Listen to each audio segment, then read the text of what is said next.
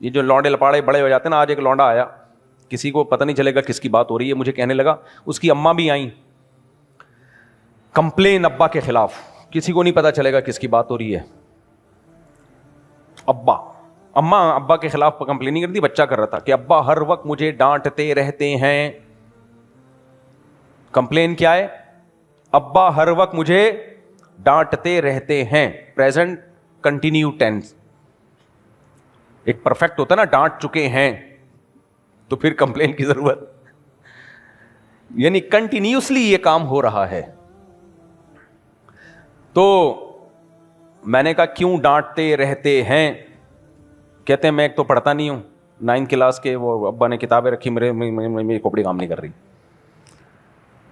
تو ابا کہتے ہیں پھر کچھ کر لے, تو میں کہتا ہوں ٹھیک ہے مجھے پیسہ دو, میں کاروبار کروں گا, تو پیسہ بھی نہیں دیتے.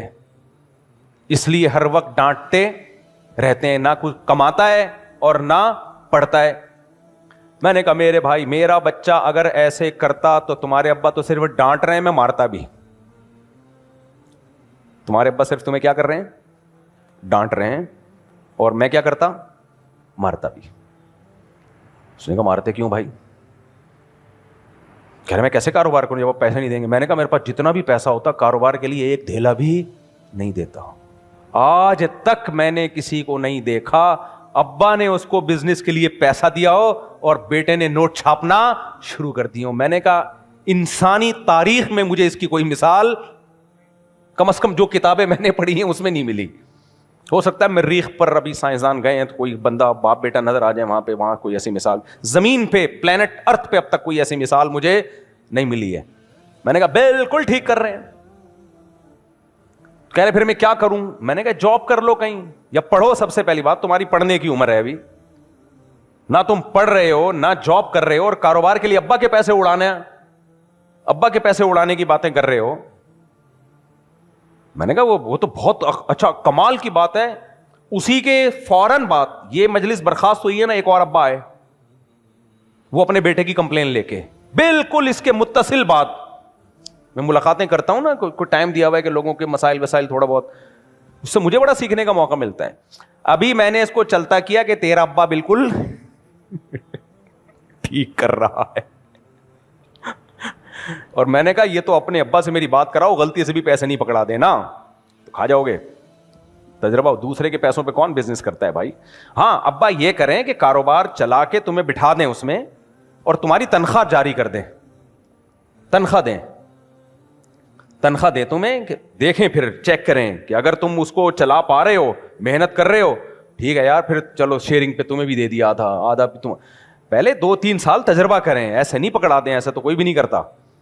ہمارے ایک دوست ہے, میرے شاگرد ہے, اس نے اپنے بھائی کو بھی پیسے دیے. میں نے اتنا منع کیا مت دے, کہتے نہیں میں بڑا بھائی ہوں, بھائی کو میں نے بزنس کرنے. میں نے کہا میرے بھائی اس کو ملازمت پہ بٹھا دینا اپنے کاروبار میں, دیکھ لے کر رہا ہے کام تو چل دے دینا پیسے. نہیں, ڈبو دیے. اچھا اس بچے کو میں نے بھگایا تو نہیں کہنا چاہیے, بیچارہ میرے سے بڑی امیدیں لے کر آئے تھے. نہیں, اس کو سمجھایا, میں نے محبت سے سمجھایا کہ بیٹا یہ نہیں ہوتا, آپ کے ابا صحیح کہہ رہے ہیں. آپ وجہ کیا ہے, جو میں اصل واقعہ بتانا چاہتا تھا, بچہ جب بڑا ہو جائے اور کچھ بھی نہ کر رہا ہو تو پھر وہ والدین کو کھلتا ہے, لہذا پھر وہ چاہتا ہے, اس کی فطرت ہے کہ اب میں اپنا الگ گھر بناؤں, شادی کروں, بچے ہوں, میری ابا سے ملنے آیا کروں, ملنے کے سلسلے میں حاضر ہوا کروں, یا چلو ابا کے ساتھ ہی بہو کو رکھ لوں, لیکن اب تو کرنا پڑے گا نا کچھ. تو یہ بچپن کا الگ ہوتا ہے, جب بڑا ہو جائے تو سیٹنگ الگ. پھر فطرت یہ کہ اب شادی ہونی چاہیے, اس کی کمائے اور شادی ہو. اچھا وہ پھر شادی کا بھی کہنے لگا, شادی نہیں کر رہے. میں نے کہا میں بھی نہیں کرتا.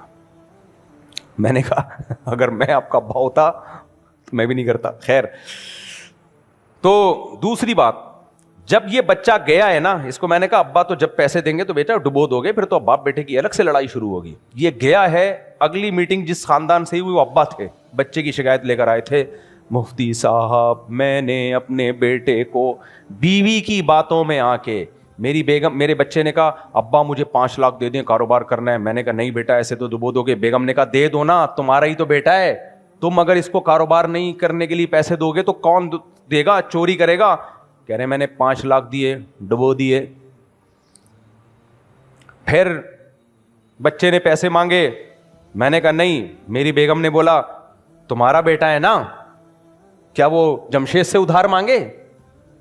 کہہ رہے میں بیگم سے مجھے محبت بھی ہے اور بیگم نے اتنا سخت کہا اور آر دلائی نا، آر، کہ اپنی اولاد کا تمہیں خیال نہیں ہے، تو میں نے اور دے دیے اور ڈبو دیے. میں نے کہا یار میں نے دل میں سوچا اس کو تھوڑی پتا ہے کہ پرانا والا جو آیا تھا اس کا ابا بڑا ذہین آدمی تھا، وہ صرف منہ کے فائر کر رہا ہے، پیسے نہیں دے رہا. تو اتنے ڈبو دیے اس نے کہ اب باپ بیٹے کی الگ لڑائیاں شروع.